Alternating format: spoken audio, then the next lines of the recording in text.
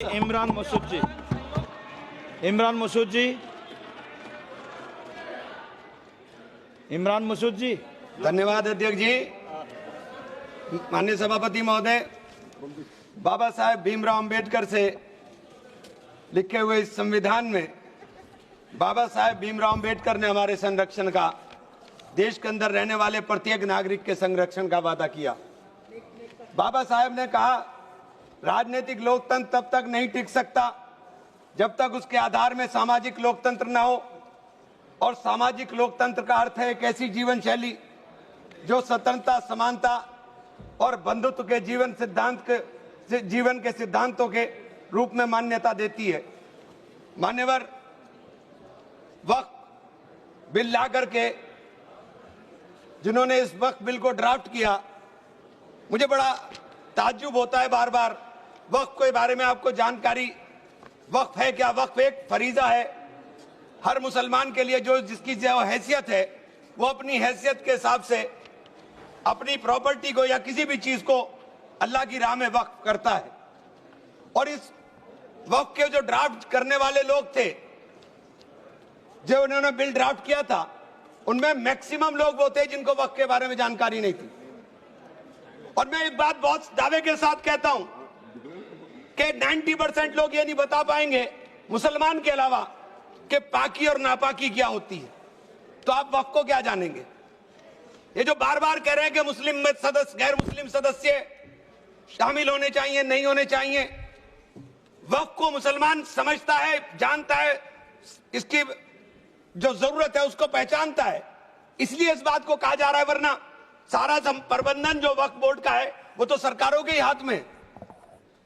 लेकिन इसमें जो सबसे बड़ी बात है कि बार बार ये शोर मच रहा है, जेडीयू भी कहती है, टीडीपी भी कहती है और सहयोगी दल भी कहते हैं कि हमने वक्फ बाय यूजर को खत्म कराने का काम कर दिया। माननीय अध्यक्ष जी, मैं इसकी धारा 3R1 को, जिसके अंदर वक्फ बाय यूजर था, उसको हटा दिया गया।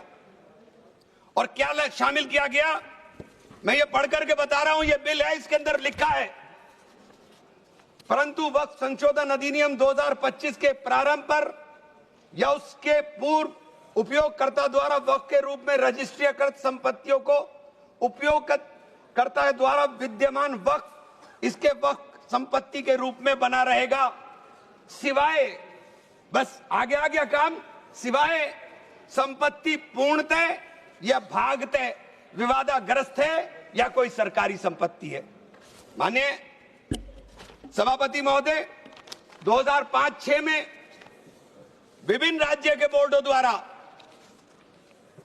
सच्चर कमेटी के समक्ष ये कहा गया, दिल्ली में 316, राजस्थान में 60, कर्नाटक में 42, मध्य प्रदेश में 53, उत्तर प्रदेश में 60, उड़ीसा में 53 ऐसी प्रॉपर्टी हैं जिनके ऊपर सरकार के कब्जा किया हुआ है।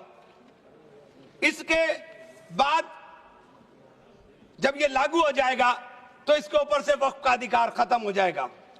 दूसरी चीज मैं कहना चाह रहा था, जब आपने सिवाय संपूर्ण और पूर्णतः लिखा और या भागतः लिखा, तो आपने पूरी तैयारी कर करके लिखा। उत्तर प्रदेश इसका सबसे बड़ा उदाहरण है। उत्तर प्रदेश में 11,400 हेक्टेयर लैंड वक्फ की, 14,000 हेक्टेयर में से 14,500 में से 11,500 हेक्टेयर लैंड को सरकारी घोषित कर दिया गया है। 78% लैंड को सरकारी बता दिया गया है। और सरकारी लैंड कौन सी है?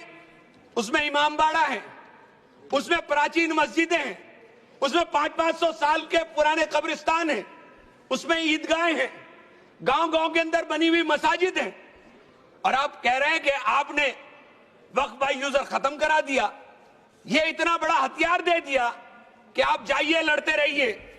इसके साथ ही इन्होंने कहा कि साहब, अब जब कोई विवाद पैदा होगा तो उस विवाद की स्थिति में डेजिग्नेटेड ऑफिसर उसको सुनने का काम करेगा और वो तय करने का काम करेगा कि ये प्रॉपर्टी किसकी है।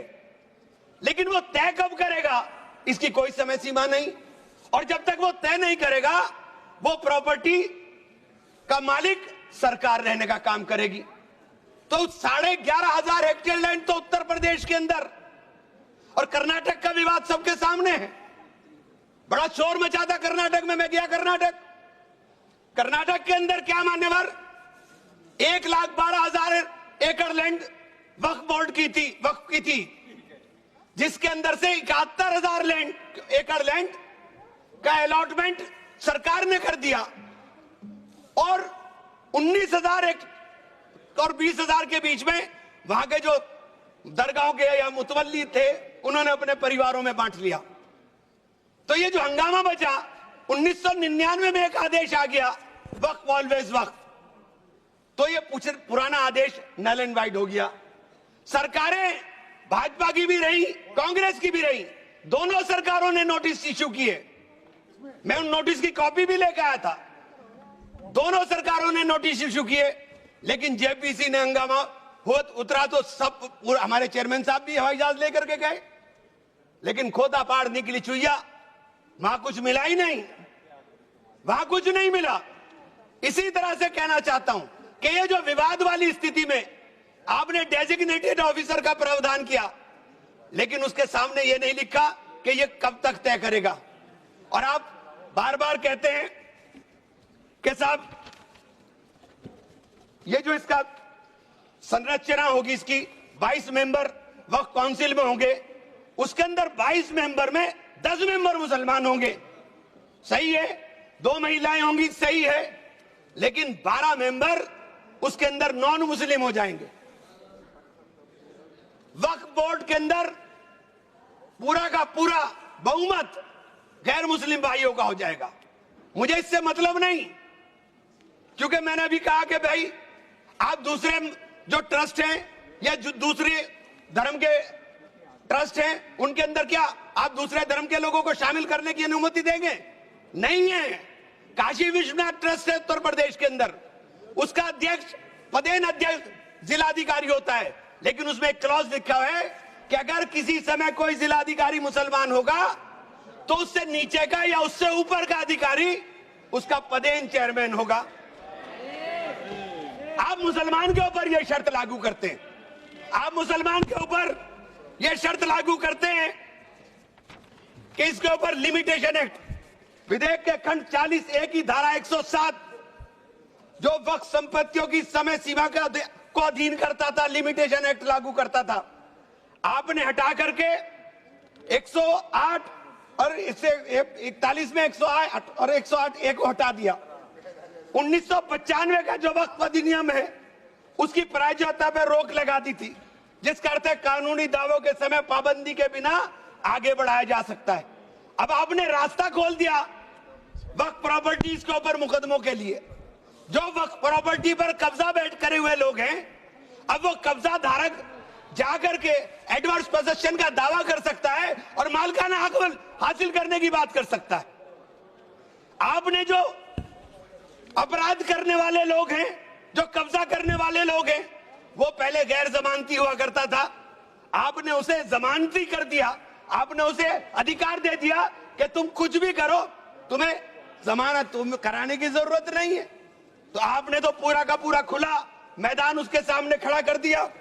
आपने बार बार कहा कि हम लोग मुसलमानों के हक की बात कर रहे हैं। आप मुझे एक ट्रस्ट बता दीजिए, कोई दूसरा कोई एक संस्था बता दीजिए जिसके अंदर जो धार्मिक के नाम पर हो और उसके अंदर लिमिटेशन एक्ट ना हो। हमारे ऊपर से हटा रहे हैं, हमारे ऊपर से हटा रहे हैं, बाकी सबको छूट मिलेगी। और ये छूट भी टेम्परेरी है, क्योंकि आपके कानून के जरिए नजर सब समुदाय के जो जमीनें हैं, जो ट्रस्टों के पास पैसा है, उसके ऊपर लगी हुई है। हमारी जमीन, ये बार बार वामसी पोर्टल का जिक्र हो रहा था, वामसी पोर्टल में प्रॉपर्टी 4,90,000 से एकदम मंत्री जी ने, माननीय मंत्री जी ने कहा 7 लाख कुछ चली गई। तो ये प्रॉपर्टी कोई वक्त नहीं की गई किसी ने।